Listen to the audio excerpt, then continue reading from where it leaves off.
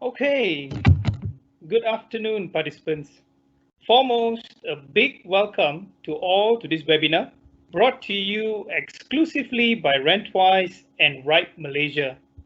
My name is James, and I'm your host and moderator for today. I'd like to begin by sharing that business continuity plans are an essential aspect of information security in order to protect sensitive information, avoid compliance fines, and mitigate information security threats, such as data security breaches and insider threats. However, considering the number of threats that organizations face today, it may be surprising to learn that the majority of companies are not prepared for a business affecting emergency. Unfortunately, it's true that nearly 3/4 of organizations worldwide aren't properly protecting their data and systems or even having a potential business continuity management program, considering the many risks that an organization faces, such as network outages, natural disaster, data breaches, and more. Unbelievable, isn't it? Luckily, it is never too late to come up with a plan or even embark onto business continuity solutions to ensure that your company survives. Now, on a personal level, I bet you agree with me, it's truly been an unprecedented experience on this MCO in both our private and personal life, and private and professional life, sorry. And just in life, there are ups and downs. So in such times, while businesses are disrupted, I'm sure you will agree the upside is greater family bonding. On the professional end, it shouldn't stop us from gaining new insights. So give yourselves a big pat on the back for being here with us in this webinar today.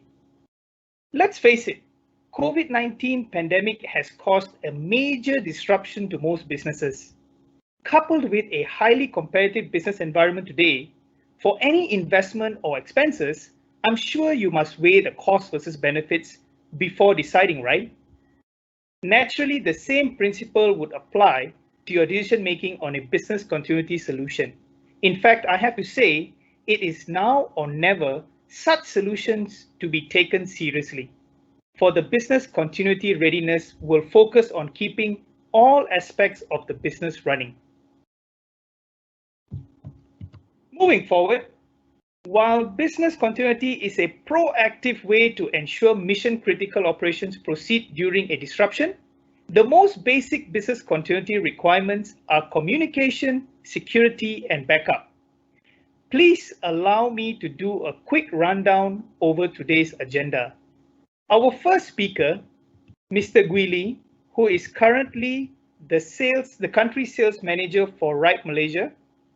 Basically, he helps drive the adoption of cloud-related technologies to all organizations. And with his wealth of experience, Guili is in the position today to share about the required strategies and tools for staying productive as we all face this pandemic crisis. Then we have Mr. Charlie Cheng, who is Rentwise Head of Business Technology Services. Charlie has been in the IT industry for over 23 years now, advocating the use of critical and vital technology, covering the landscape of an organization's IT infrastructure. With his profound experience accumulated over the years, Charlie will share with us the importance of having a business continuity plan, specifically in the areas of security and data backup. Before passing the floor to our speakers, I'd like to highlight the Q&A tab is active at all times. So please feel free to post your questions or comment, and we will have a Q&A session right at the end. At the end of this first session, we'll have our contact details in case you need to reach out to us. Without further ado, I'd like to call upon the first speaker for today, Mr. Guili. The floor is all yours, Guili.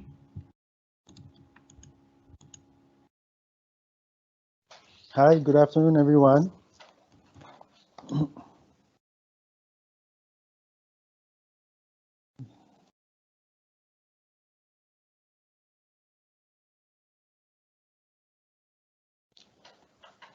Okay, so today, let me first start by introducing myself. My name is Lee. I work for a company called Rhipe. Rhipe is a born in a cloud distributor, right? And today I want to actually highlight to you the strategies and tools for staying productive in this unprecedented COVID pandemic. Okay, I bring to the table today a wealth of experience from the partner ecosystem that we have. And we want to share with you what we see, especially in these troubling times.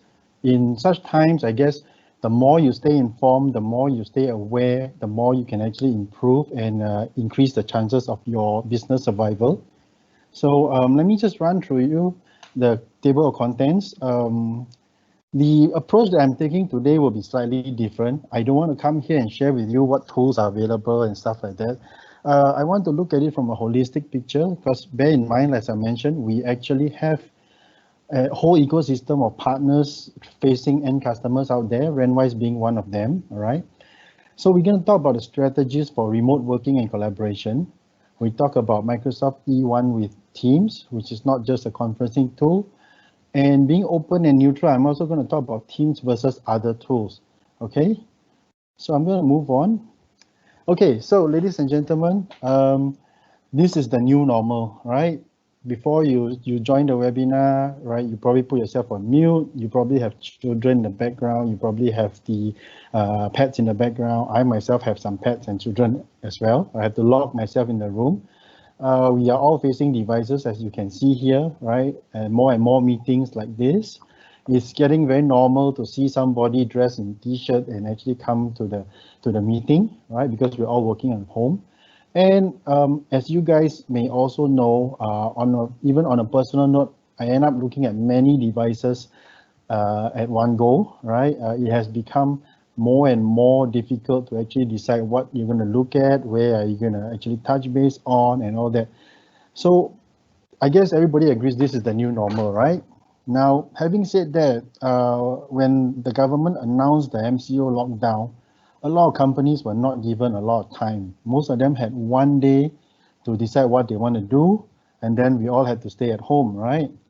So this is where I want to touch on the strategies for effective work from home, right? Given that one day, a lot of people were caught off guard, whether it's you and I, whether it's companies, big and small, even the government themselves, they were also caught off guard, right? So how do you actually look at providing for your staff when you work at home?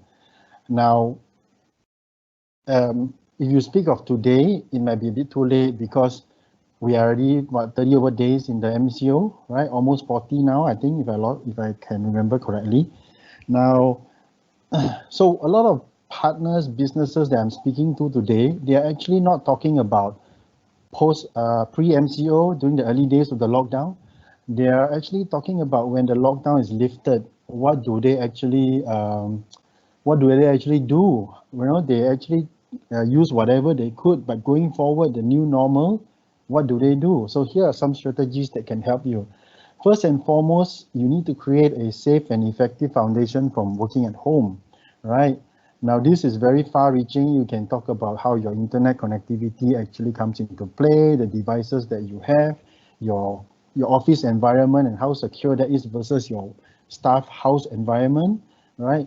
So the point there is you need to provide secure access to IT resources, right? Second and most obvious fact that a lot of people were caught off guard was the fact that in our day-to-day working environment, we create a lot of information, a lot of reports, documents, files, etc., both from a local point of view, which is our notebooks, our laptops, our phones, but also from our line of business applications.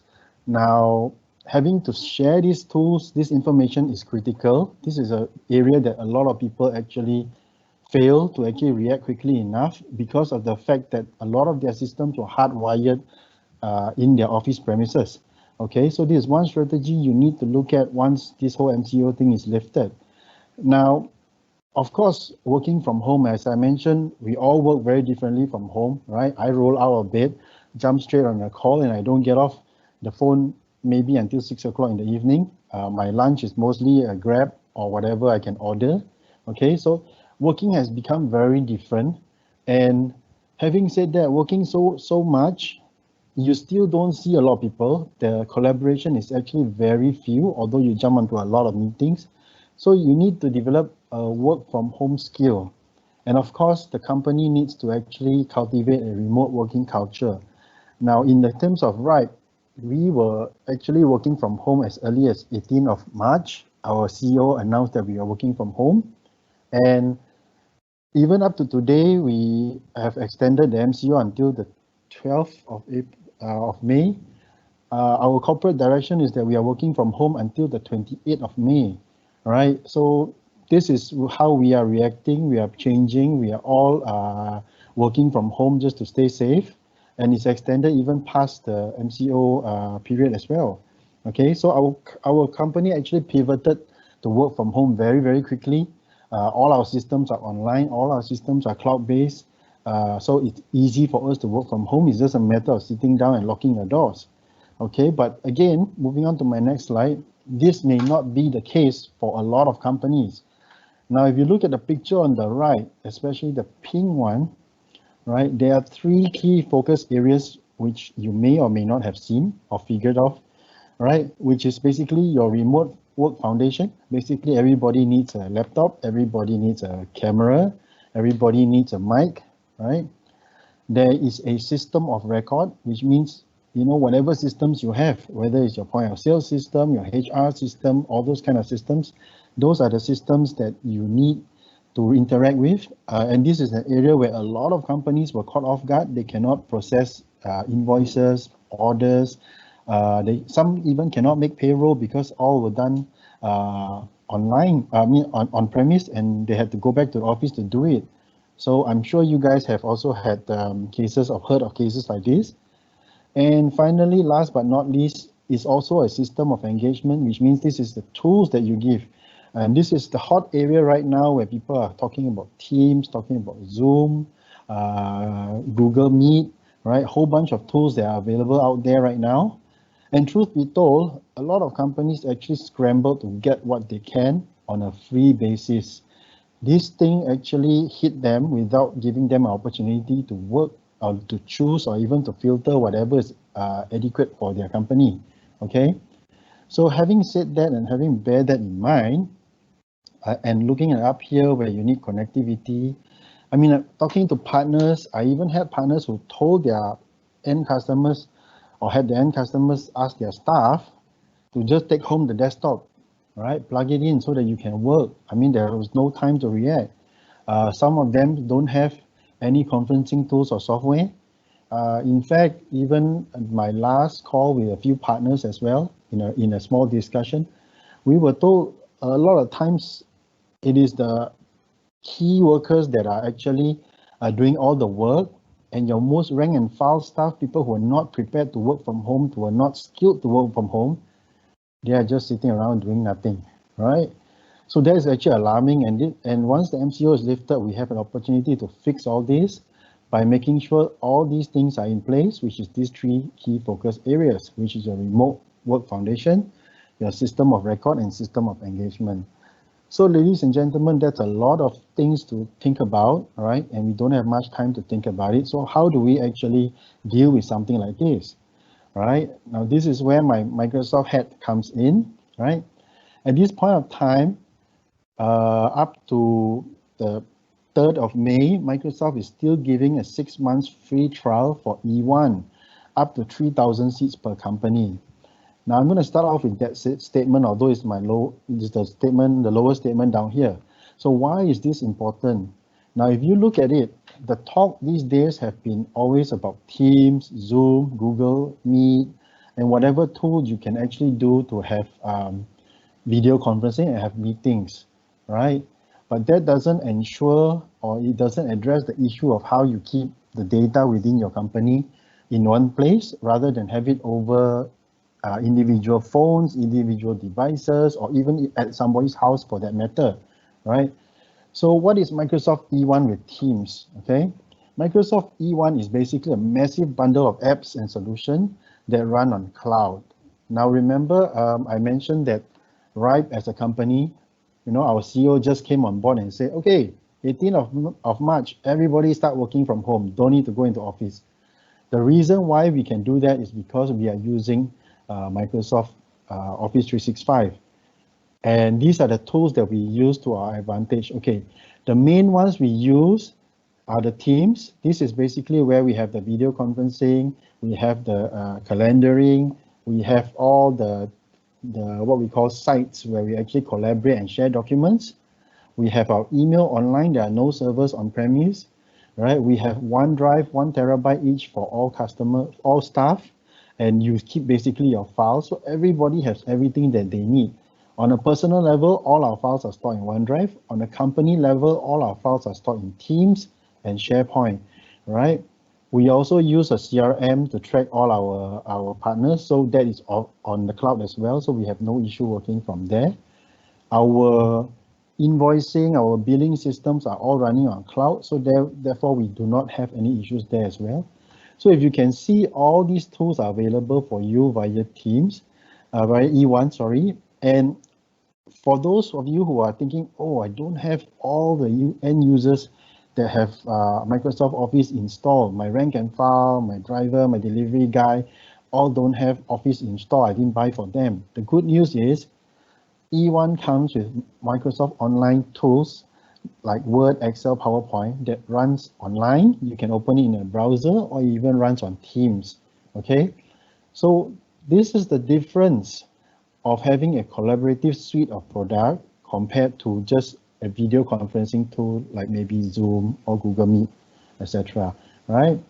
So that is what I wanted to share with you. This is how we as a company actually stay online and alive during the COVID pandemic. Okay. Now I'm going to move on to something a little bit more controversial, right? You see, these days I mentioned a lot about people having Zoom accounts, people having Google Meet accounts, and people having Teams accounts. Now, what is the difference? I'll be very open with you guys. This slide is a Google slide, but it's okay, right? Because in times like this, you and I probably don't care what you are using. You and I are probably looking at, how do I keep my job? How am I going to keep the lights on? How am I going to stay alive? I'll use any tool that I can as long as I can do whatever I need to do. Now, all you need to know is that these two products, Teams and Google Meet, they are collaboration tools. They are not video conferencing tools, okay? So within these two tools, what you get is you get a lot of integration to device, to actually applications that you use. For example, Teams is integrated into your calendar, your Outlook email, your OneDrive, right? Basically, whatever Microsoft has, you can most likely access through Teams. On top of that, you can also pull in third-party apps, things like Jira, things like Slack, whatever time management, project management tools that you have, you can pull it into Teams, and from there, you can start working on it in one single pane of glass, right? Think of these two products here, sort of like that super app that China has built, where all the apps sit inside one app. These are the two apps that actually go along that direction. On the other hand, you have Zoom, who is mainly a video conferencing tool, right? It's a video conferencing tool whereby you can have meetings with people. Now, here's the thing, right? When you use these type of tools, I mean, in the last 2 weeks, I have basically jumped onto calls with all these platforms. Now, each of them have their strength. Now, all you have to ask yourself is this question. If I were to run one of these tools, what happens after the meeting, right? I've been in meetings using Google where after the meeting, I use a browser to join. After I left the meeting, I got no access to all the chat was in there. I am not given a recording. Just like Zoom as well, the recording of the meeting is actually shared onto the person's device. So you cannot actually get a video of that recording unless you actually request it from the host. Okay. So actually in a nutshell, if I move on to my slide, there is no clear obvious winner. The choice actually depends on your organizational needs and requirements. Microsoft and Teams and Zoom work very well together. Okay. Now I was just sharing with with the partners that I have, that previously, for Zoom, it's actually good for public facing. It's good when you actually do webinars with end users direct, you're doing it to the public. But as a means and a tool to actually record all that collaboration and to keep all that in place, you don't actually have that ability. Most people I know run two together. That means they have two things going for them. They have Zoom for external, Teams for internal, and they run it simultaneously within the same meeting itself, whether it's a webinar. Now, if it's just a simple meeting, of course, you can actually just use whatever tools that you have. Standard meetings are easily use any of the tools, and you can easily get whatever you need to do done. Right? It's when you have to actually face an external audience, you have to do public webinars. That's when things get actually very, very complicated. Okay. So with that comes to the end of my presentation. I will still be online to take questions from you. You can actually key it into the Q&A. I will answer the questions up to the end of it. All right. And if you want to reach out to Rentwise, please feel free to go ahead. All right. Thank you very much.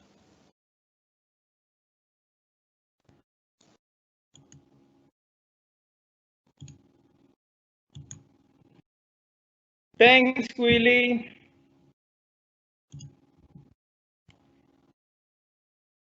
Thanks, Willie, for the informative content and sharing. Again, just a gentle reminder, please feel free to post your queries to the Q&A tab or email to marketing@rentwise.com if you decide to do it later after the event. We will try as much to answer all questions, but as time is limited, rest assured we'll get back to you individually if we can't have your questions answered. Next, I'd like to call upon Charlie to share his bit. Over to you, Charlie.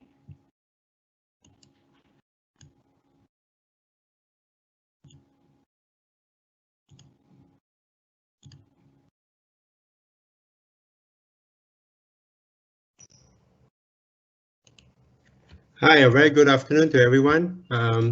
This month we are celebrating Remand Day and Earth Day week. And this is a picture from Maldives.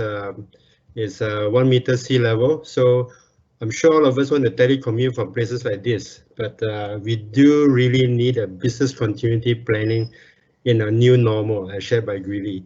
So without further ado, let's move on to the next slide. What's the new normal? What are the 7 key impacts that we need to know from working from home? I mean, since this is an unprecedented event, most of us are straight away going from home, taking desktop and getting devices to be able to do conferencing and so forth.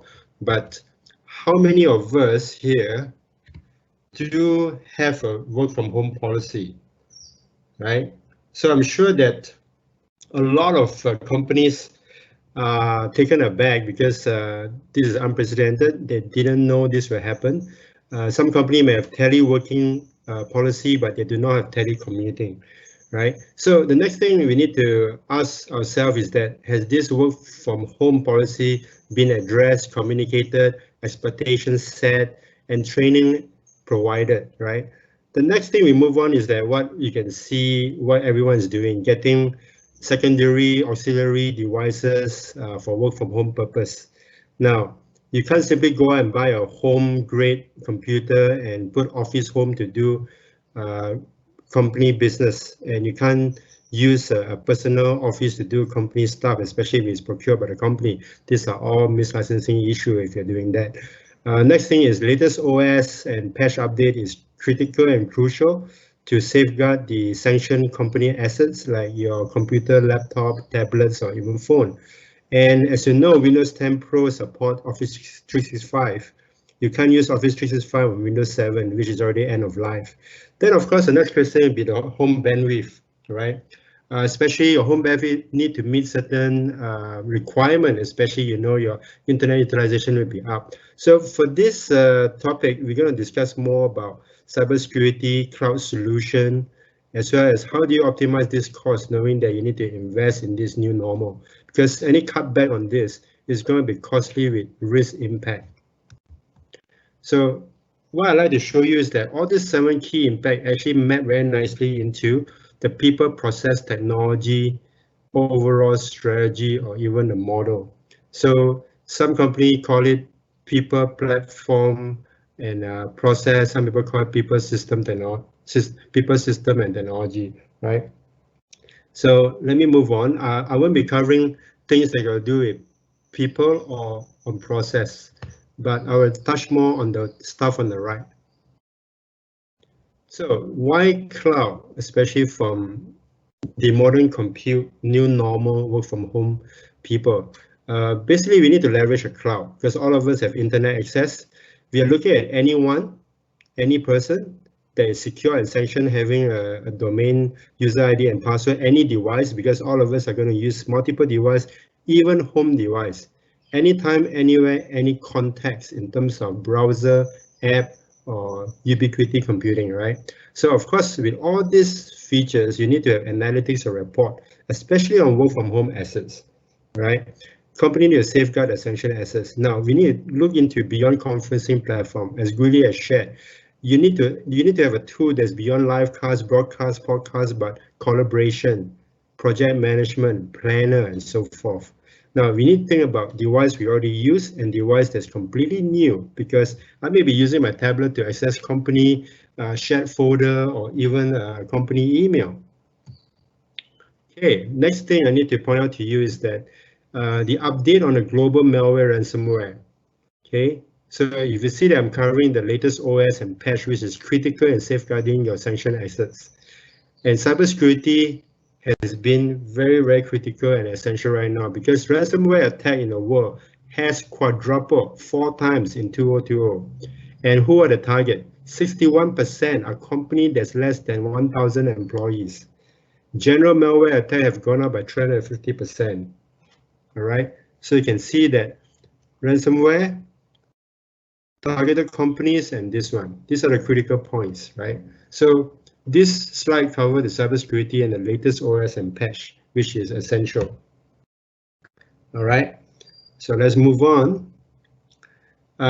Look at MyCert. What about Malaysia? Malaysia, most of the attack are from botnet. Botnet are actually automated robots, you know, like this. They're scripted to do targeted attack. They're planned.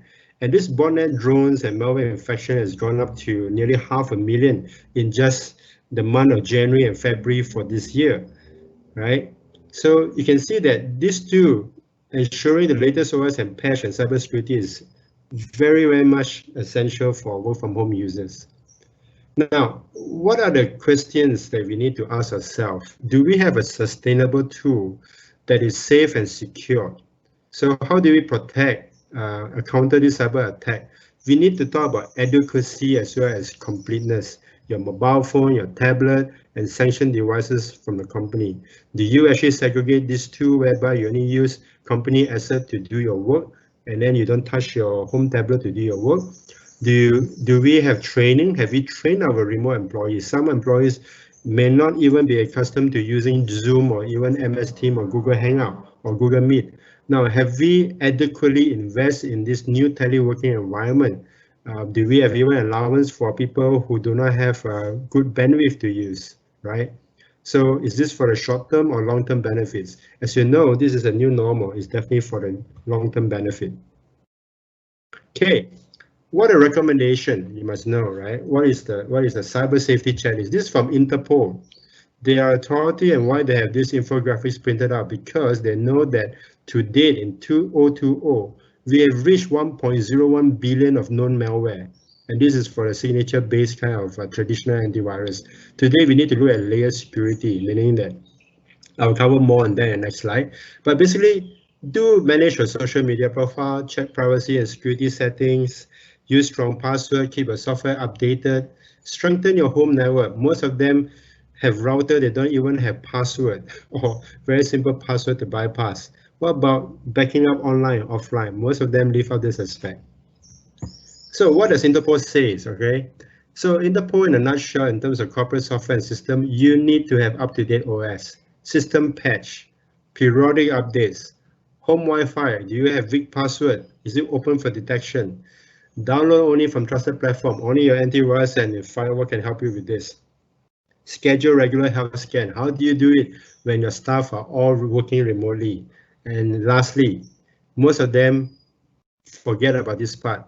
Do you even disable your third-party or outdated components in your corporate asset that you brought home, or even your home devices that you use to access company data, right?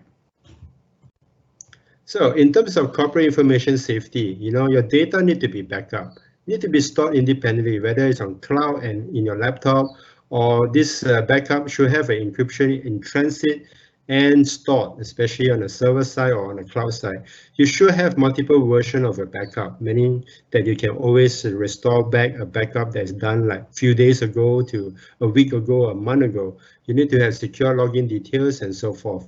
Now, for corporate imaging, I believe that your server side, your corporate email gateway are all protected. If not, you better have a checklist done, right? Especially training of users is most important in terms of clicking or opening links and opening attachment from unknown sender. Hey, the next one, how then do you choose your tool, especially for malware or anti-malware or antivirus? I would advise that you should have a tool that has signature-based, with heuristic behavior-based AI kind of detection, right? And this antivirus should have a zero-day malware. A zero-day malware means that a virus that's mutated, and today is the first day it gave birth. So today is the 0 day, and it will infect very fast, just like WannaCry and PetYa.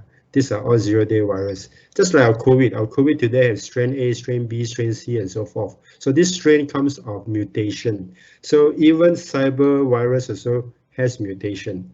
Now, you need to have risk analytics and hardening with web threat protection. So how do we go around picking this? You can always go to independent test lab, like AV Test or AV Comparative. Just look at the highly ranked or highly rated antivirus product that's been there for the last 6 months or 1 year consistently in the top 3 or the top 5. I think there are a few. In a nutshell, just plug this out from AV Test Lab, which is an independent test lab funded by public sector. You can see that some of these brands are consistently in the top 3 or top 5. And why they're in the top 3 or top 5? Because they fulfill all the criteria checklist that I mentioned above. Okay, so this is a guide to help you how to choose your antivirus. Okay. Move on. Next one I'll touch on is cloud backup. Now, when you have a cloud backup, you need to look into your work from home devices as well as a cloud solution. Now, are they compliant? Is this all this comply with PDPA, Singapore PDPC if your customer is Singapore? And do you have European customers where you need to comply to GDPR, all right? So you need to make sure that all this comply. Now, one last thing I want to touch is that in Office 365, you have your free OneDrive, you have your Dropbox, you can have subscribe or paid Dropbox for business and so forth. Now, what's the difference between Cloud Sync and Cloud Software as a Service Backup Storage? You can read from here that Cloud Sync does synchronization real time. Whatever changes you make on your laptop file will be updated on your cloud backup. But there are a couple of things that cloud backup specialize on, whereby you have automated backup of different file types, multiple target points to backup outside of cloud. You can use the same software to backup the cloud or even external drive. You can restore to multiple targets where Cloud Sync don't do that for you. And you can have multiple versions more than your Cloud Sync. Some of the synchronization cloud application only have like maybe up to 5 version history or 10 at most. So they're limited, right? So cloud backup usually have more, at least 10. Now, most of the cloud backup has AES 256-bit security or encryption, which is unbreakable. Also, some of this cloud backup has ability to add on e-discovery, AI, or even archive in the cold storage. So Cloud Sync have limited of this.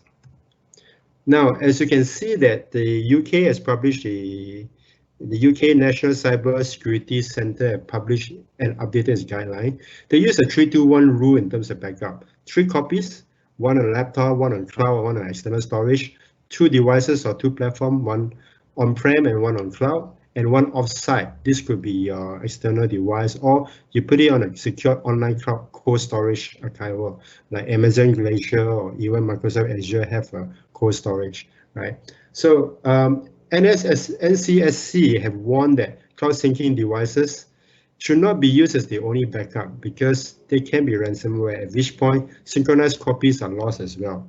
So my general advice is that because you already have a cloud sync when you have Office 365, it's always good to have a cloud SaaS backup as well. It's much better to have both than to have only cloud synchronization. Lastly, these are the products that is time tested. We have used it, and these products we know that has comply or fulfill all the checklists that are outlined above. And this will be my last slide in summary. I will pass the floor to James, where he has some offers right now from the principal, and he will like to share with you all.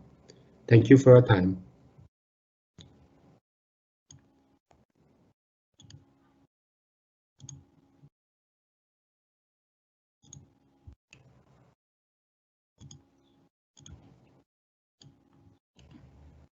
Thanks, Charlie, for the wonderful share.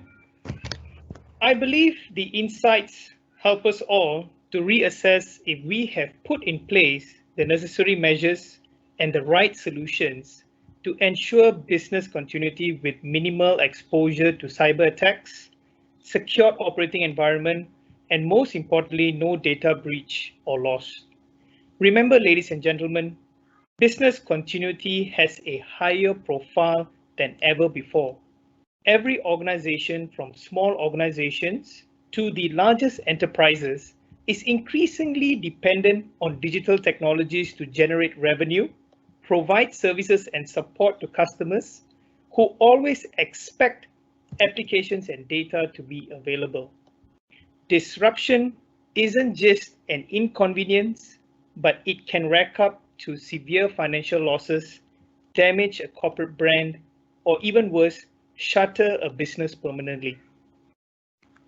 So, before moving on to the Q&A bit, I'd like to take this opportunity to announce, in conjunction with our webinar today, our business continuity rental package. The fact is, most people are working from home. Therefore, this rental package is tailored to address all employees who are working from home, while the employers have a peace of mind that each user has the necessary hardware, antivirus, asset management, data backup solution, and a collaborative productivity tool. So let us drill into the details. As you can see, we are offering refurbished Dell, HP, Lenovo business class notebooks that comes with the necessary specs: Intel Core i5, 8 GB RAM, starting from 500 GB SATA or 128 GB SSD, and this can scale up to 1 terabyte of SATA or 256 SSD minimum, with 12-inch or 14-inch display. These notebooks are ranged from generation 4 to generation 6 and surpasses the requirement for a typical back office operational user. In regards to pricing, it starts from RM 358 per month per user for 3 months, and this total 3 months value is to be paid upfront, followed by extension payments of 49 ringgit per month. And extension payments are to be made on a monthly basis. The user is able to embark onto the extension plan for another 9 months tops. Together with this rental payment, the user enjoys antivirus tool with Bitdefender, followed by JustSubmit, which is an asset management tool, bundled with Datapole, a cloud AI data backup, and most definitely together with Microsoft O365 E1 licenses.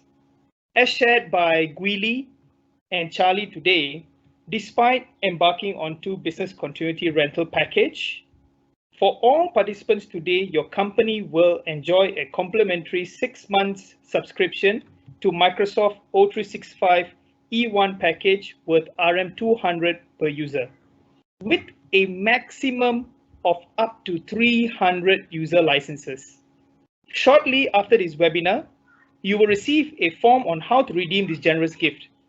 However, this complimentary 6 months subscription will only be available till the 3rd of May 2020, and it's available on a first come, first served basis. So please send in your details by the 1st of May 2020 to leverage on this gift. Now, let's quickly move on to the T&Cs for the business continuity rental package. To enjoy this combined package between the hardware and as well as the BCP package, we will require a minimum of requests of 5 users. However, if the requirement is less than 5 users, please feel free to call us at our 1-800 number or email us at marketing@rentwise.com. Next, for this business continuity rental package, as I've shared earlier, we will be providing refurbished notebooks with genuine Windows 10 Pro licenses. Just to give a clear understanding of what is refurbished, a refurbished equipment is repaired where it's needed and restored to full functionality. In regards to warranty support is provided throughout the rental period. And finally, we do also provide long-term rentals up to 3 years. An option is available subject to pre-credit evaluation exercise. I believe during this pandemic crisis, lots of organizations are wanting to conserve their cash, and one of the best ways to achieve that is embarking onto our long-term rental options, whereby we will then provide a remanufactured business-grade equipment with a complete PC lifecycle management service that allows our customers to enjoy better total cost of ownership of an IT asset. Please feel free to get in touch with us, and we are happy to take the conversation forward. One thing to highlight here is that the remanufactured equipment are transformed equipment to like new condition and carries a matching warranty as a new product. And the remanufactured equipment specifications surpasses the highlighted specs, not to mention that the remanufactured equipment are business grade models with technologies that is above its consumer counterparts. All right, without further delay, ladies and gentlemen, we are a little overrun here, so let's proceed to the Q&A bit immediately. Gwili, Charlie, on to you guys. And probably Gwili, you can take on with the questions first. Yeah, so we have had a lot of questions come in. All right. Do you want me to read it out and share it with everyone here? Yeah, sure. You can pick a few questions out. Okay. One good question that I saw came from this guy, Mark. What are top 3 selection criteria the SME need to consider, right? When adopting audio conferencing solution or video conferencing solution? I think the key is, you know, when we're in a mess right now, you bootstrap and you use whatever you can, right? But when we have time, we should fix the problem. So I would say that you really need to consider who are the intended audience. Do you worry about actually sharing the data, or you worry the participants external to your company actually get your data? So those are things that you have to see. And I think there's also the case of functionality, like I mentioned earlier. If you were a guest in a Google Meet meeting, everything, once you close the browser, everything that was recorded in the meeting is gone, not shared to you. So if the host doesn't share that with you, then you won't get that. So I find that very a little bit annoying for my liking, right? Because I'm so used to Microsoft Teams, whereby if you want to go back and see and look and view and even get the recording, it's all at your fingertips.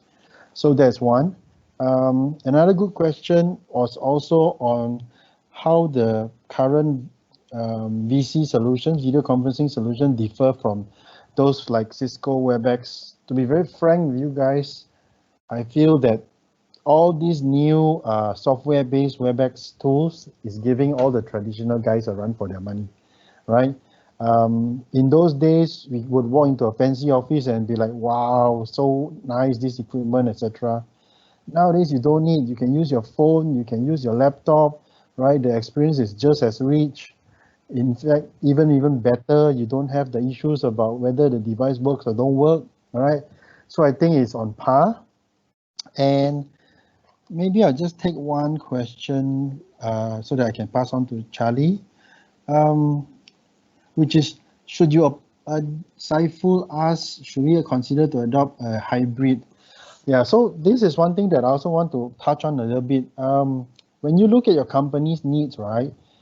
Let's say you have 50 staff, you don't have to buy licenses for all 50 staff on Zoom and all 50 staff on, let's say, Google, or all 50 staff on Teams. If you actually plan this correctly, right, you could get away with a few people, let's say sales leaders, department heads who have licenses to actually do webinars and host meetings, and then the rest just join.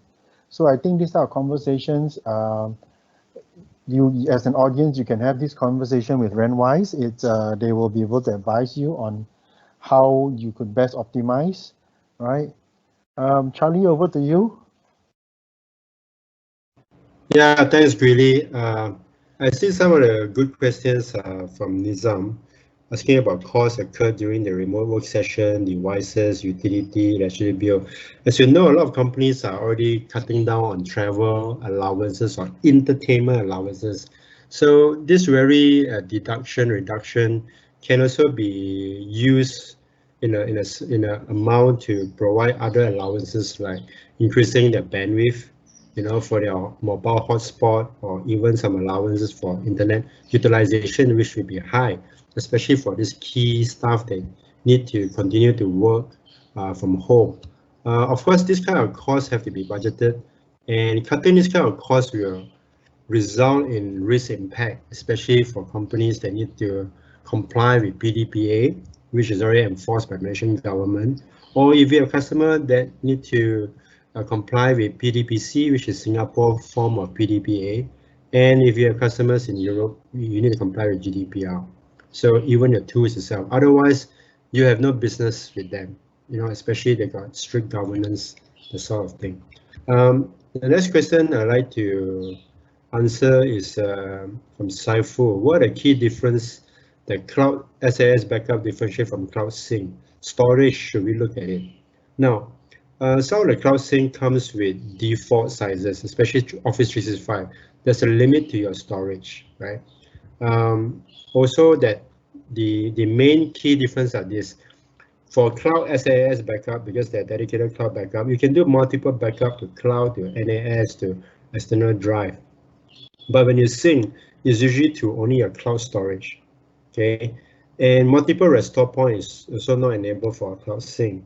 And multiple version, why I put limited in my chart is because I know that some cloud sync can store up to 5 versions, some slightly more. But today, most good cloud SAS backup can store 10 versions that's encrypted on the cloud. And in transit as well as server-side encryption, they use the AES 256-bit encryption, which is unbreakable military standard, right? The next one I'd like to answer is the, what do you call that? What are the NCSC 321 rule? Basically, 3 copies of your important data, 2 devices or platform, 1 on cloud, one on premise or on your laptop, and 1 offline or offsite backup. Okay. So I think there's one last question here. It's more on the commercial side. James, would you like to answer this? From Nizam Mahmood, the last one. Rental package are for retail end user, customer price, or reseller agent price, referring to Rentwise rental package. Give me a minute, please. Okay, sorry, the question, 1 second, yeah.